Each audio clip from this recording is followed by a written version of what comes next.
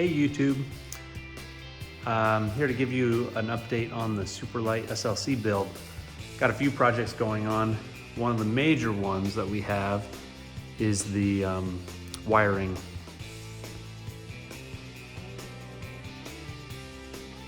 If you see here, I've actually extended the wiring harnesses from right here all the way over here.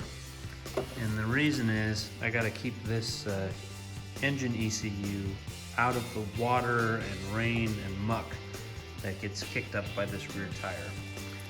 Other builders have had issues with moisture getting into these contacts and terminals and starting to cause corrosion and malfunctions and stuff like that. So I wanted to avoid all that, so this is going to get mounted up here. So one lesson learned is definitely use Tefzel wire. So this wire is very tough. It's used on Formula One cars. And look, it's very thin. These are 20 gauge wires. These are also 20 gauge wires, but they're GXL. So they're a lot thicker, which made it really hard to pin this connector. And notice I have to have two of these sheaths to contain all these wires because they're so thick. So I'm tempted to actually cut out this extension and redo it with this Tefzel kind of aircraft level wire because it's so much thinner and lighter and easier to pin. But I'd hate to undo probably about 4 or 5 hours of work to label all these wires, extend them and sheath them. A lot of work. All right, what else is going on? Well, I got some new springs. The stock springs that come with the Superlite work really well if you have a Chevy LS engine, but I am running this big fat BMW V10. This one's about 530 pounds, so at least 130 pounds more than a lot of the LS engines, at least the smaller ones. So these are 700-pound iBox springs here, and I'm replacing them with these hyper coils. So these hyper coils are also 8-inch, and here's the number for those interested. The 188 BO 850 is a 850-pound spring. So with these tightened all the way up, I couldn't get the chassis the correct ride height off the ground. I need this thing to ride about 4 1/4 or 4 1/2 inches off the ground. I'm only getting about 3 with this thing cranked all the way up. So these springs are just way too soft, way too soft. So I'm putting these blue springs on.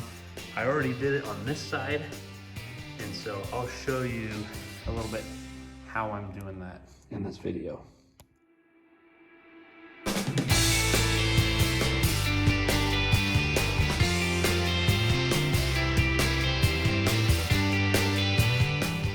All right, so now that these collars are backed all the way off right here, and this spring is loose, there's actually a slot in the top of this in this plate that allows us to then take the spring off. So all I need to do is loosen the perch, and I'm good to go.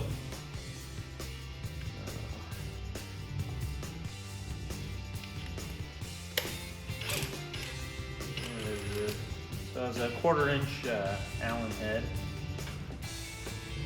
Get that in here. Get a hold of this bolt. And let's get it turning the right way.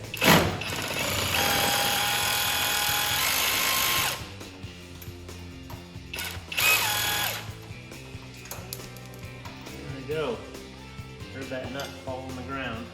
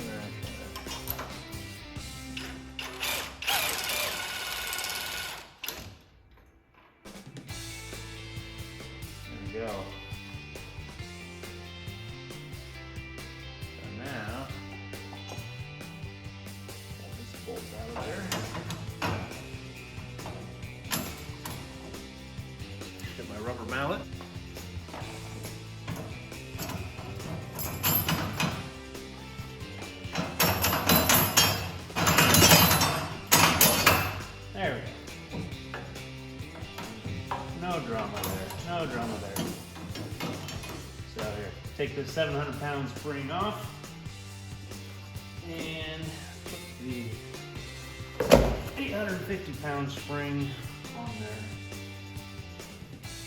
Here we go. There's no orientation on this necessarily.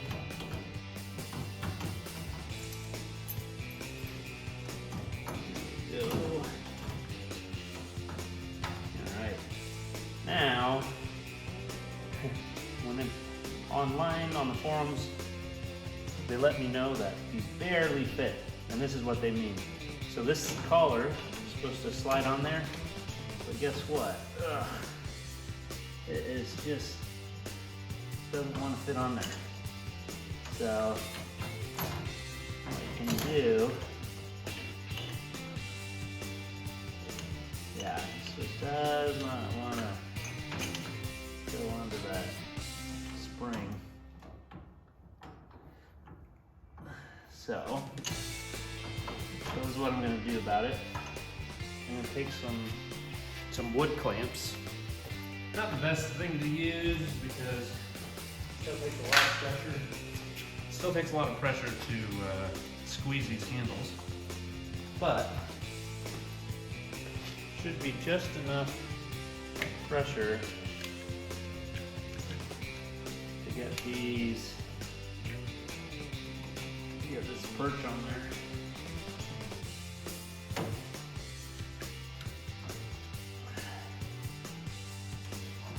Alright. Double team this. Ugh.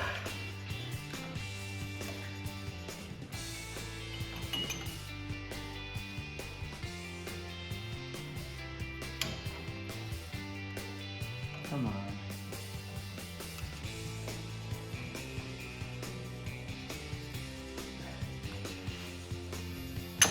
Oh, yes, there we go. Woo! Oh, nearly. That was tricky.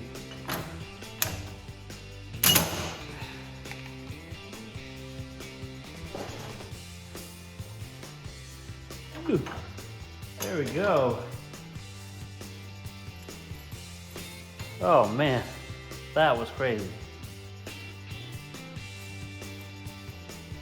So let's tighten this up a little bit. I actually need to tighten this collar up right now a little bit. Otherwise, these adjustment collars are going to hit this cantilever right here on the suspension. This cantilever mount.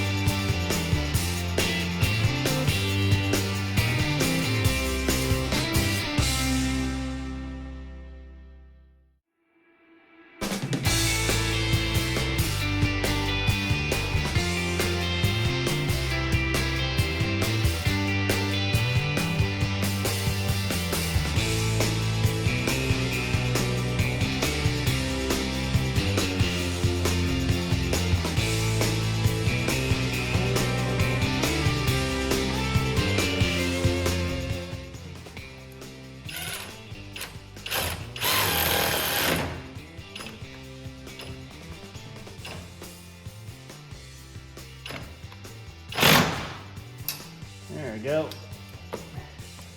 I'll get a torque wrench on that and give it a final tightening. But looks good. All right, thanks everybody.